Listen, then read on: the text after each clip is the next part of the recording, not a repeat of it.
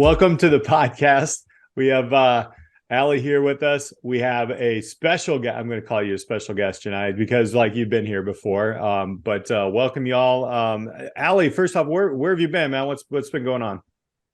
Let's see. I was in North Dakota learning how to be a skydiving coach, which is coming along well. And then I went trick skiing this past week, which I do you ever have you ever seen like the little baby, they're like Mhm. half the size of skis? Yeah. That's what I like to ride on, and I was helping some people get their skiing skills up to date. It was a whole adventure. It was great. Last time she posted something, Jonaed, there were skydivers with fire and fireworks and stuff. She's getting crazier every I mean, day. not only does she skydive, she coaches people on how to skydive. And Right. I will be. Will be. Not Okay. this, it's not officially. I had to go, like, it's a whole training process, right? Like, it's Mhm. not an area that I anticipated my life evolving into. I as a former educator, but there still is training in like the passions that you pursue, which I think is a good lead into the work you do. And so why don't you just like tell us a little bit about yourself for those who haven't heard your previous episode, Mhm. and kind of, where you've maybe shifted Yeah. since you've last been on the podcast.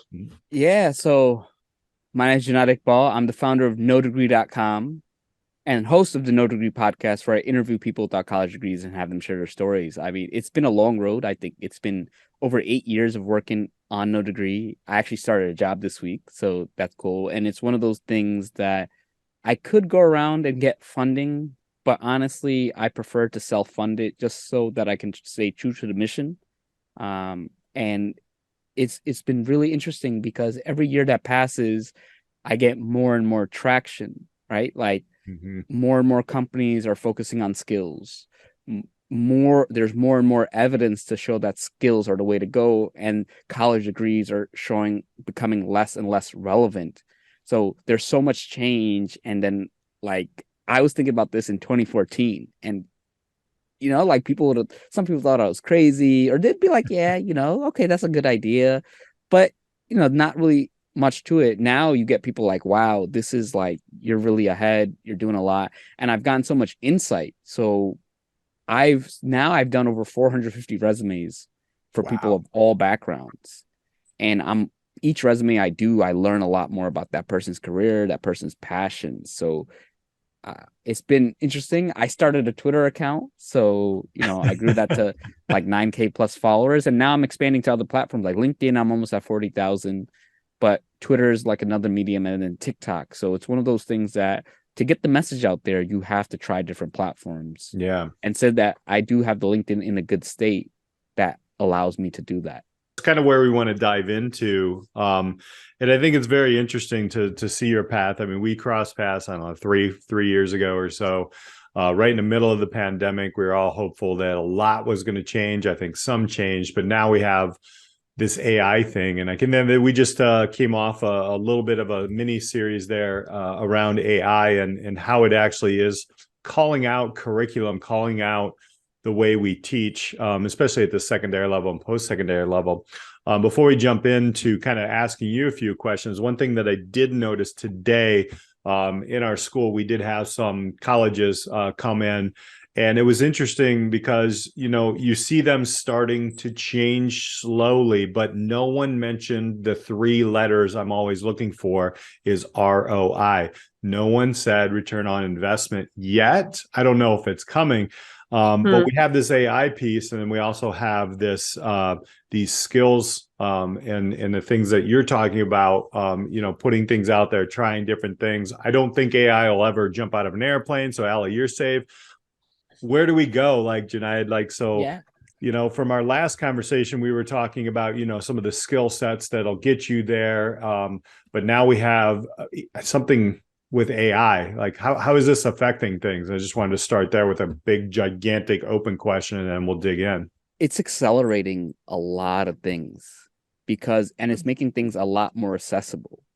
Right? If you look at how like kids use iPads and all that stuff, they really use it, they get creative, and they'll like dive into YouTube, and people will learn a lot of things. Now with AI, you get to like ask it to like edit your things. Like today when I was making a LinkedIn post, I was like, hey, can you make this LinkedIn post better? And it took it and it gave me a better hook. So I didn't change too much, but it was like, oh, you know what? That hook is a lot more engaging. So I think if you know how to use it, you end up getting ideas. So I think like the proper way to use AI is to use it as a tool, as an assistance tool, as opposed to a crutch, and it can save you on a lot of like manual activities. And as you know, labor market always shifts throughout history, right? You have technology that has really shifted things. Now, more than ever, people really have to focus on gaining skills because, look, Google has been around, 20 plus years or whatever. People still have trouble using a search engine. So there's still some people who don't know how to Google, right? It's still a very useful skill, right? If you know how to Google, how to find things. So knowing how to use AI, right? Yes, you can use it, but a search engine or an AI is only as powerful and is amplified by the person who is actually using it. So you're going to see the skills change, right? A lot of manual things change. I think people have to become more specialized in what they do. So if you're data entry or, all that, you're going to have a tougher time with things because now you can say, hey, here's a list. Can you format it in a way and so that I can copy it, paste it into Excel, right? Hey, can you take this image and can you read off the things and put it in a Word document or something like that? Yeah. And the people who do that, they're going to be more productive, right? Because you're going to go in and there's some people who are going to do it manually. And then there are other people who are going to be like, well, I can do like 5 to 10 times more documents because I know how to ask the AI the right questions. I like your outlook on AI because it's kind of what we talked about with our last two guests. And I will say, as somebody who hadn't really dived into AI in the work, now Dan will be proud of me because I have finally been using it more, but just like tempting the waters of like, or just testing the waters of what it can do. But to your point, right, you're saying like, okay, you can use Google, you can use AI, but it's, if you can't analyze that information, it's not helpful. I remember when I would have very Googleable answers as part of like the chemistry course that I taught, and it was intentional. It was like, what's the significance of 0 Kelvin? And I knew exactly what Google was going to tell my students because it's a very, like, they don't want to think about it. But the answer didn't make sense based on what we were learning. And so they weren't analyzing the information. And so this idea of like, yeah, you can use AI, but if you can't understand what it's telling you to then improve it, it's not like a copy and paste method. Yeah. Right. So in your work with nodegree.com and the people that you work with, right, what you provide is beyond like what a computer algorithm can do overall, but how is AI like possibly changing and shifting the work that you do besides like, a LinkedIn post and whatnot?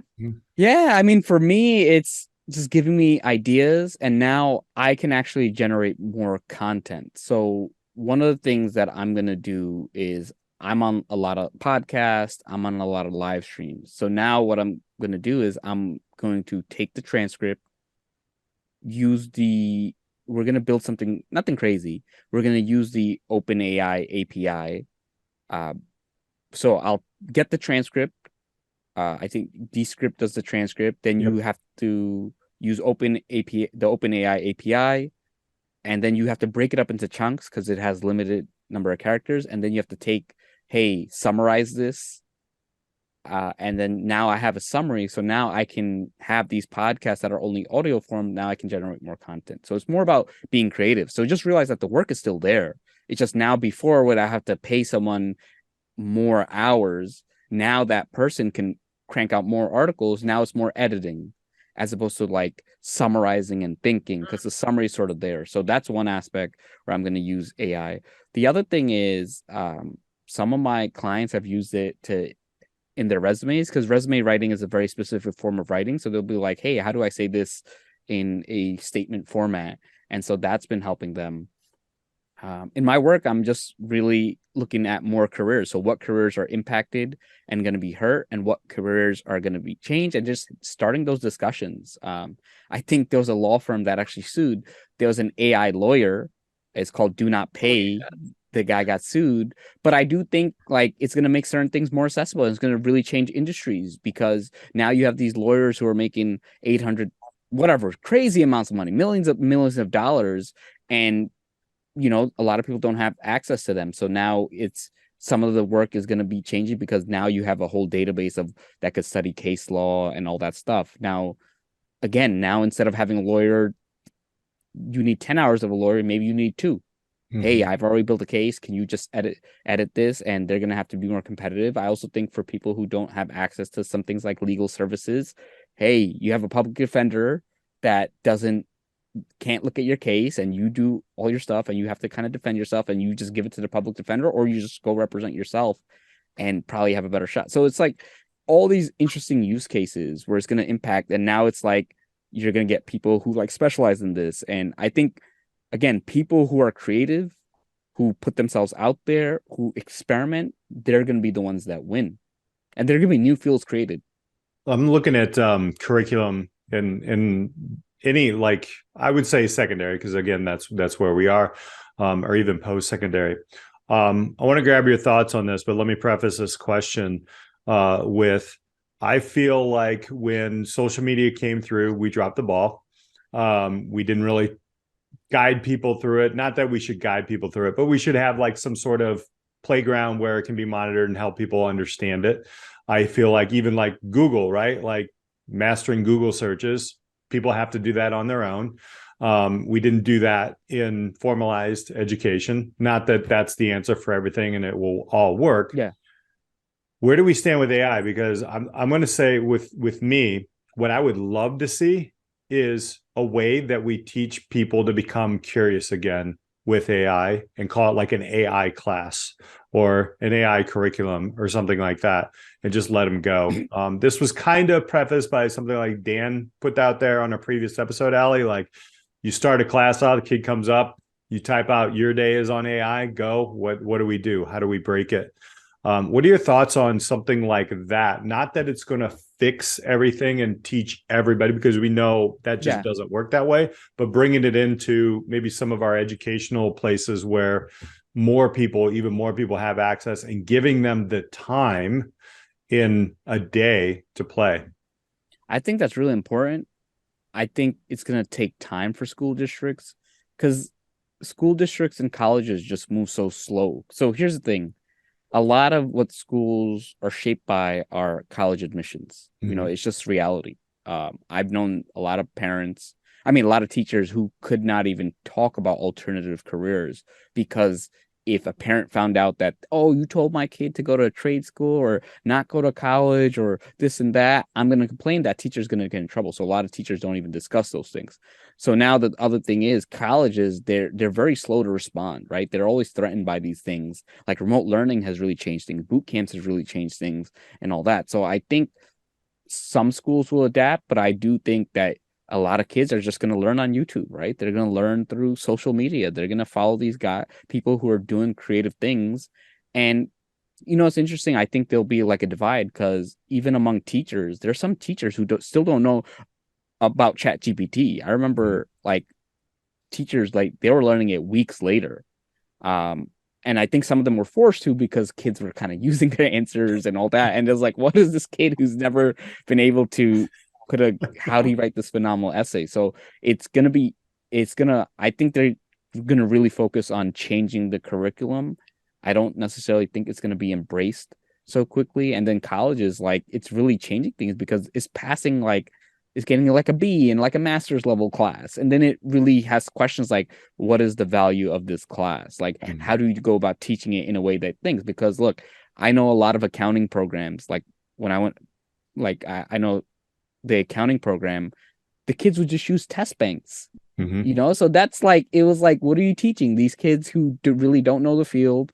They'll use these test banks, not learn anything, and then they can't get a real job, or when they go to a job, they struggle because they've never really learned anything. So I think you really have to have the evaluation. I hope to see it as more electives, but unfortunately, I just think it'll take way too long. And a lot of times, the parents of kids, unless they're very tech savvy, I find that they just, hey, I learned this way, and that's how I learned, and it's just a generational divide, unfortunately. Mm-hmm.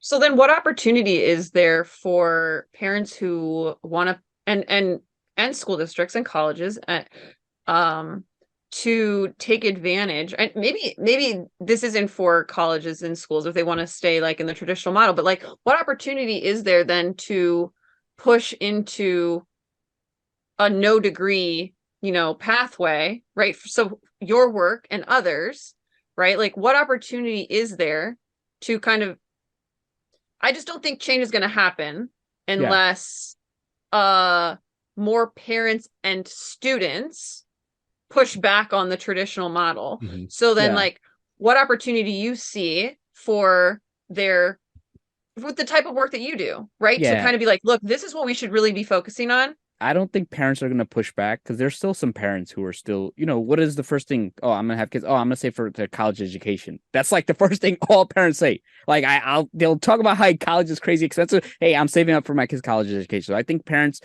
a certain portion of parents who will kind of give more freedom, but a lot of times it's like, hey, this is what I did. This is what you're going to do. Kids have been pushing back on education for as long as we can remember. Like, that's just how it's always been. So you'll get change from the kids. And I think what will happen is you'll see some kids just really advance. Like, hey, you're giving me all these tools and I'm going to go succeed. So I think you're going to see you're going to see entrepreneurship more accessible to kids. You're going to see them going into different areas. I think that mixed with content creation as a more viable career way. And I'm not saying full-time content creator, but using content creation as a way they're going to lean on just other creative outlets, right? Hey, I could do this, or I can build a website more easily because he's like, hey, can you edit this thing? So I think you'll see some very interesting projects from kids, right? You're going to see them do amazing things. Like I was doing a resume for someone. I mean, he's older, but he built like a life coach bot, and what it would do is it would take a picture, analyze your face. It would give like, hey, are you happy, sad? Are you neutral? This and that. And then it would integrate with ChatGPT, and then it would like talk to you. It was so interesting. I have a student as well who's using the OpenAI platform, working around it. I had no idea. And he's in my entrepreneurship class. So all this is like coming together right in front of me.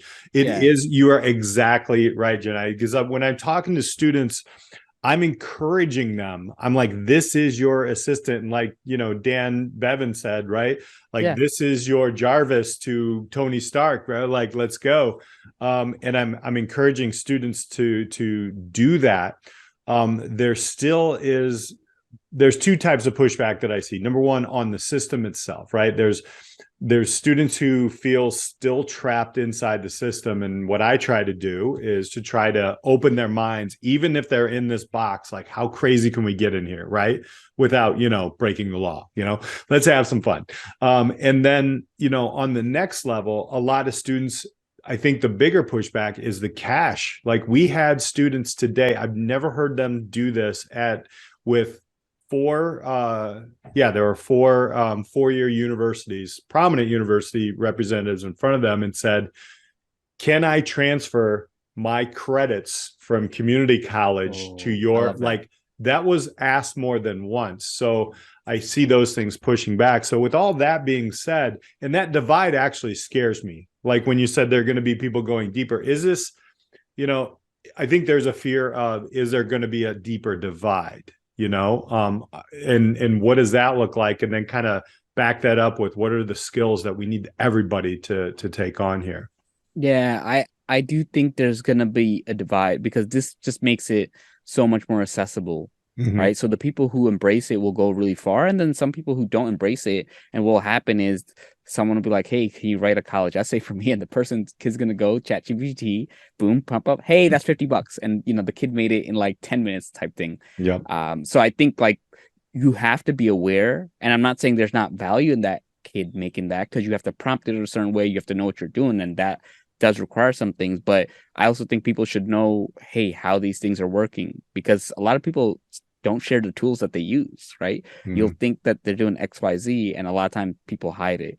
I think people should really just start playing around with it, playing around with AIs, just kind of seeing the different things, because once you go down the rabbit hole, you really start learning, and then you kind of learn where are the good places to learn, because there's some people who are teaching and they're content creators and they're really not giving you the full picture.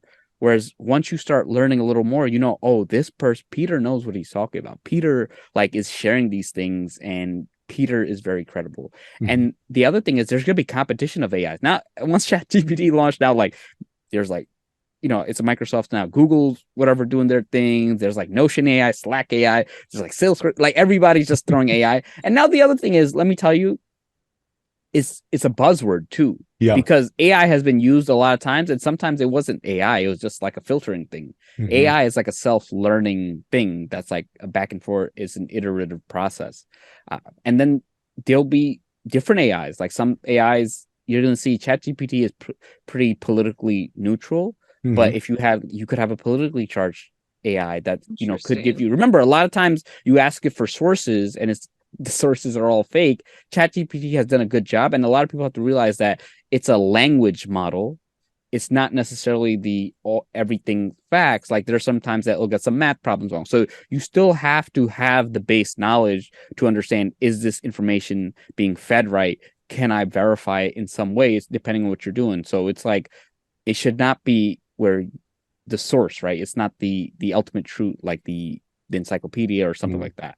Because of AI, what's the biggest skill set outside of using AI though that you think is going to be super prominent and required for companies are going to be looking for, students and parents should be trying to promote or get their kids in front of that they maybe aren't thinking about right now?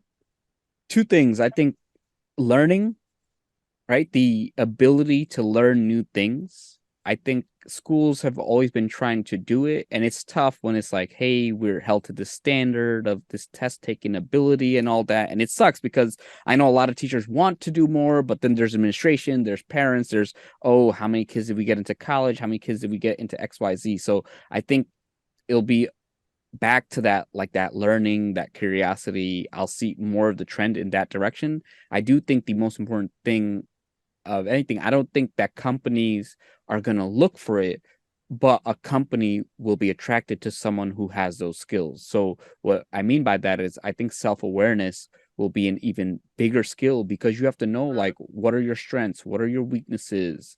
What are you good at? What are you not good at? And then hone in on those strengths. And I think regardless of AI, it's just a life skill that you have, because you look at these things. I think 40% of college kids regret their major.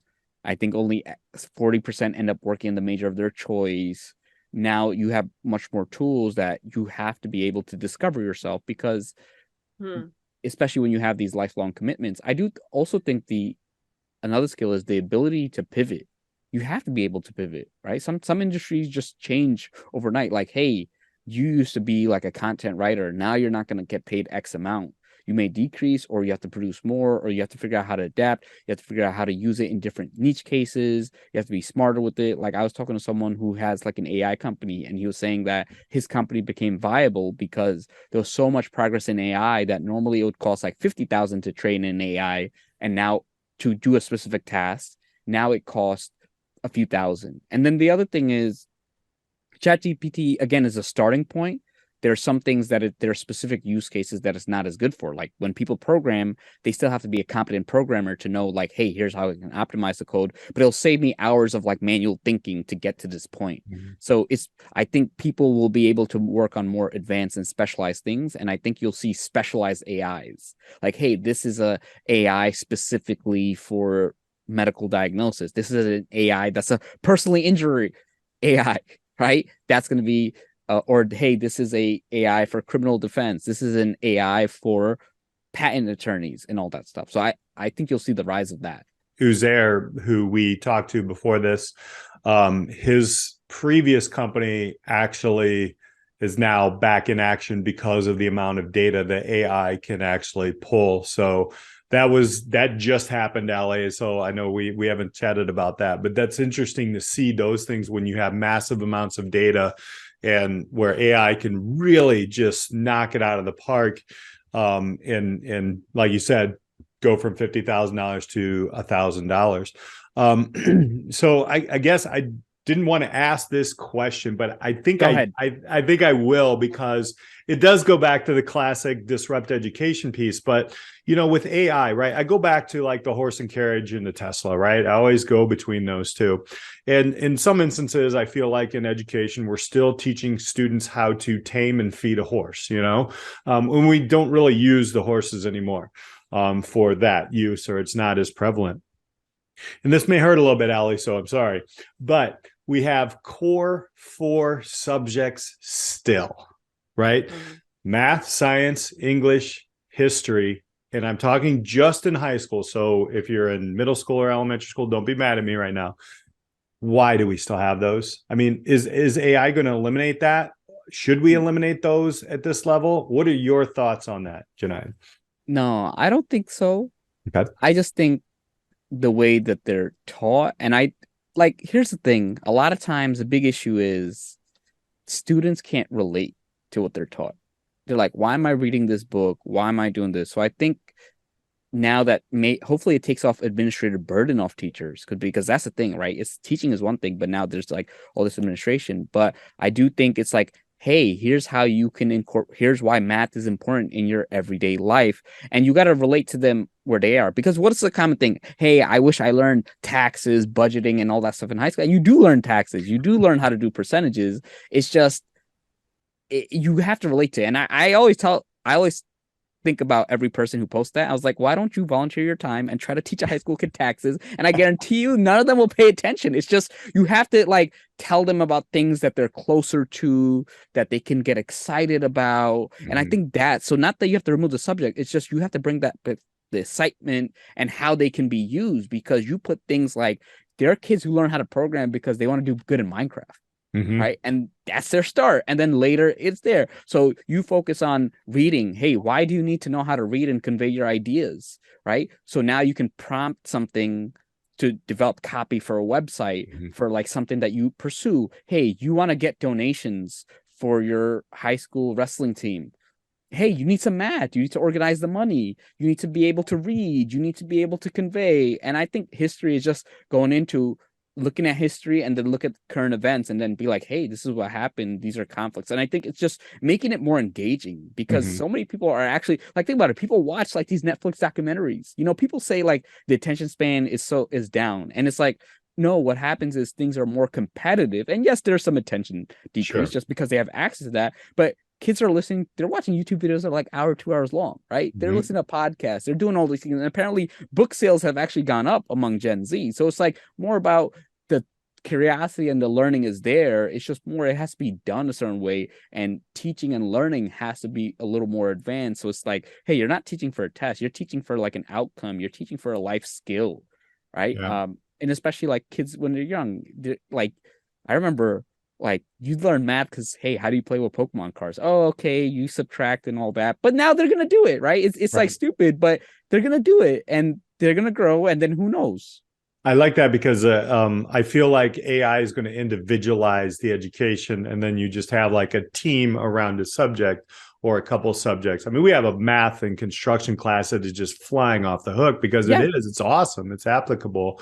I know, we're looking at doing that. So very interesting. I like that. Yeah, you changed my mind. Really... I was going to throw it all out. Yeah. No, I like people think like, they look at me, no degree guy. They think, hey, this guy doesn't value education. This guy, like, and then they talk to me and it's like, no, I've really thought about all the things. And it's like, the world's going to change. Things are going to change.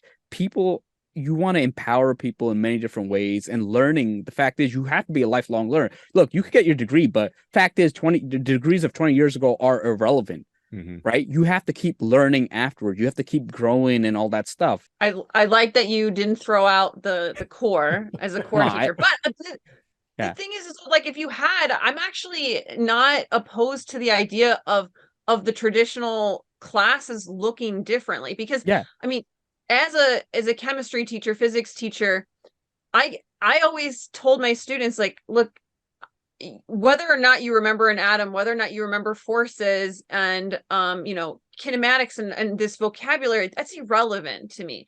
But this is a problem solving class. Like, you're going to be a better problem solver. And I think the framing of it, even if we don't label it chemistry or label it, just US history or algebra, but like, you're going to learn these skills that, right, the contextualization, and maybe teaching shifts to like you have an expert to kind of verify and help you build your curiosities, and paired with this AI, I really could see that vision being so much more driving students to self-direct their learning, which I personally think is a really good model for the high school. It's because I still remember like a carbohydrate, right? It what is it, C6H12O 1-to-1 ratio and all that stuff. Get tested like, right now. No, I know my stuff. I was good in chemistry, and the reference table has all the answers anyway. So it you want to think about those things, and now it's like you make chemistry more relatable. Hey, for those kids who work out, it's like, hey, you have ATP, and then you have the lactic acid, and this is how it breaks down, and then here's why, like, when you're running, you're burning how much calories, and then tying it more into that, it's just more exciting and it's more relevant. Like, hey, how do I get strong? Hey, when you're getting stronger, your muscles are breaking down, you're expanding, or why is it that two people can weigh the same, but one person weighs a lot more, or one person can lift a lot more despite having similar body types. Like, why are twin studies important? I think like that gets people excited and it gets people thinking, because the real thing is you have to be able to form arguments, right? That's why like writing is so important. How do you form an argument? How do you take things, bring it together in a way that other people understand? Because we have like an answer in our head, but now how do you communicate that? And I want to see more of that, like more of that communication, because one of the things, like I mentor a lot of kids, and I find that a lot of kids have trouble talking to adults, right? Because oftentimes it's either the only adults they're interacting with are like teachers, their parents, and their parents' peers, and there's like a separation. And a lot of parenting is like you're kind of above the kid, but now it's like you talk with the kids, you talk to them about their days. You'd be surprised at just like how curious they can be and what their interests are. And I've learned so much about that. And I've seen like kids who are just really proactive, and you're like, wow, this is like, you're so impressive. And I want to empower you and help you go down that road. I like those skills. That kind of goes back to the skills, I should say, of what you were talking about, right? Lifelong learner, curiosity.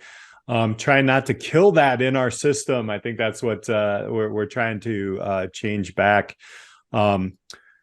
Before we sign off here, Alli, I always got to ask like your final thoughts, and I'm going to say probably thanks for not throwing out those 4 again, but go ahead. I really loved the picture you painted with AI being used as a way to give that context, and I think our listeners are going to I'll be really interested in what they have to think about these specific use cases for AI, because I don't know that I've heard that yet, and so I think this episode is going to spur some thoughts, and I hope our listeners will reach out to you and share what they got from this episode as well. Yeah, I'd love to hear people have to say, comments. And it's one of those things like, hey, we'll see what happens. I don't know what's truly going to happen. We never know. And then you're going to have the battle of the AIs and all that stuff. Like, what's the AI? What's the better AI and all that? So we'll see. But I think it'll cause a lot of progress. It'll change a lot of things, and it'll change the way we approach things. But I do think overall it's going to make learning more accessible, which is the best thing that it can do. 100%. And, now that you are working with some interesting people and you have a kind of a new thing coming up, I will say where I learned most about all the different platforms, because Descript has come out, and I use that even with some other clients that I produce podcasts with and such. All of that came from my LinkedIn crowd, that a lot of people are giving, answers and different things like that. And of course, we're all connected there. Where can people find you and connect with you, Jonaed? Yeah, so LinkedIn, Jonaed. I'm one of the few with my name. And I think if you type in no degree and you type in people, like I'll pop up. Twitter, I'm there, no degree, DOTCOM, and then at TikTok, I'm there at no degree. And check out the No Degree podcast, right? Yes. At nodegree.fm. I got accepted to the LinkedIn podcast network today, so that I made the group. So I'm excited. Like, the podcast is something I'm truly passionate about. And I want to have like discussions like this, like, hey, the future of AI and what to do as someone without a degree. Fantastic. It's so much learning in these discussions, and hopefully our listeners are taking some things out. Again, Jonaed, thank you so much for being here. For Alli Privitt, I'm Peter Hostrawser. We'll catch you next time on Disrupt Education.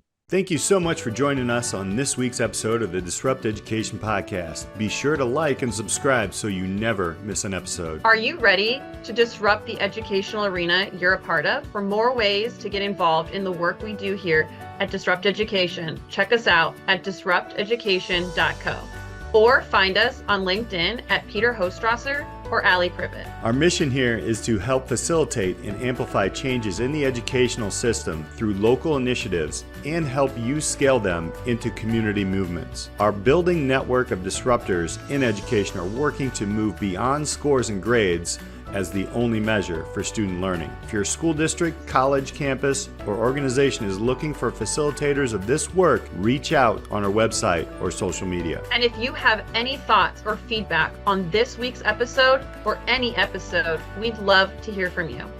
Until next time, keep pushing the boundaries, taking risks, and most importantly, disrupting education.